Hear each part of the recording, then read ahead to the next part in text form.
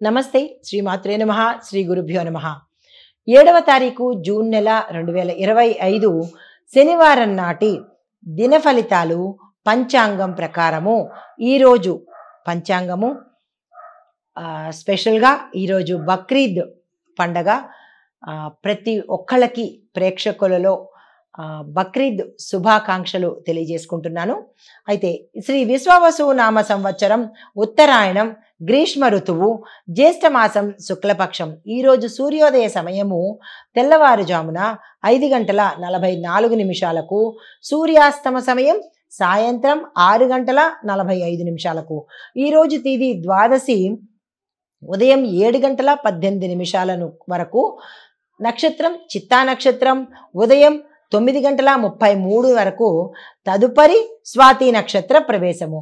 వర్జం 3 గంటల అంటే మధ్యాహ్నం 3:57 నుంచి సాయంత్రం 5:45 వరకు.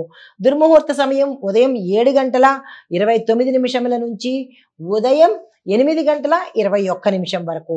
తదుపరి రాహుకాలం ఉదయం 8:59 నుంచి ఉదయం 10:37 వరకు. యమగండ కాలము మధ్యాహ్నం 1:52 నుంచి మధ్యాహ్నం 3:30 వరకు. బ్రహ్మముహూర్త సమయం తెల్లవారుజామున 4:08 నుంచి 4:56 వరకు. అమృత ఘడియలు రాత్రి సమయంలో 2:56 నుంచి తెల్లవారుజామున 4:45 వరకు. అభిజిత్ ముహూర్తము ఉదయం 11:49 నుంచి మధ్యాహ్నం 12:41 వరకు. ఇది నేటి పంచాంగం. నమస్తే. తదుపరి రాశి మకర రాశి. ఈ రాశి వారికి శ్రమ ఫలిస్తుంది. శ్రమ = ఆదాయము అన్నట్టుగా ఉండబోతోంది. ఉద్యోగంలో అవకాశాలు మెరుగవుతాయి. సంఘంలోనూ ఇంట్లోనూ బయట మీరున్న రంగంలోనూ కూడా మీకు గౌరవ మర్యాదలు సన్మానాలు సత్కారాలు జరిగే అవకాశం కనబడుతోంది. స్నేహితులతో ఉల్లాసంగా గడిపే అవకాశం కూడా ఈరోజు కనబడుతోంది. మీకు చెప్పదగిన పరిహారము శని మంత్రాన్ని తప్పనిసరిగా పఠించే ప్రయత్నం చేసుకోండి. తదుపరి రాశి కుంభరాశి. కుంభరాశి వారిలో ఉల్లాసంగా గడిపే వాతావరణం అంటే మీ కుటుంబ సభ్యులతో ఉల్లాసంగా గడిపే వాతావరణం ఈరోజు నెలకొంటుంది.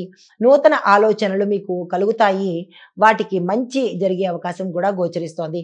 పెద్దల సహాయ సహకారాలు తప్పనిసరిగా తీసుకునే ప్రయత్నం చేసుకోండి. మీకు చెప్పదగిన పరిహారము శివనామ స్మరణ ఎంత చేసుకుంటే అంత అన్నట్టుగా ఉంటుంది. కాబట్టి ఈ రోజంతా శివనామ స్మరణ మానసికంగా చేసుకునే ప్రయత్నం చేసుకోండి. తదుపరి రాశి మీనరాశి. ఈ రాశిలో ఉండే వారికి అంటే ఆర్థికంగాను ఆరోగ్యంగాను ఈ రెండిటల్లోనూ మీరు జాగ్రత్తలు తీసుకోవాల్సిన పరిస్థితి. తీవ్రమైన నష్టాలు కనబడుతున్నాయి. జాగ్రత్తలు తీసుకోండి. అదే స్నేహితుల మధ్య చిన్న చిన్న విభేదాలు తల ఎత్తి విడిపోయేంత వరకు దారి తీసే అవకాశాలు కనబడుతున్నాయి. దానికి మీరు సంయమనం పాటించి సర్దుబాటు ధోరణిలో ఉంటేనే తప్ప లేకపోతే మీ స్నేహం విడిపోయే అవకాశం గోచరిస్తోంది. జాగ్రత్తలు తీసుకోండి. మీకు చెప్పదగిన పరిహారము నవగ్రహ ఆలయంలో కేతువుకి రాహువుకి ఇద్దరికి కలిపి పూజ కానీ జపం కానీ హోమం కానీ చేయించుకున్నట్టయితే సానుకూలమైన ఫలితాలు పొందుతారు. ఇవి ఈరోజు చెప్పదగిన మేషాది ద్వాదశ రాశుల వారికి గ్రహస్థితులు వాటి ప్రభావాలు ఫలితాలు సూచనలు పరిహారాలు. నమస్తే.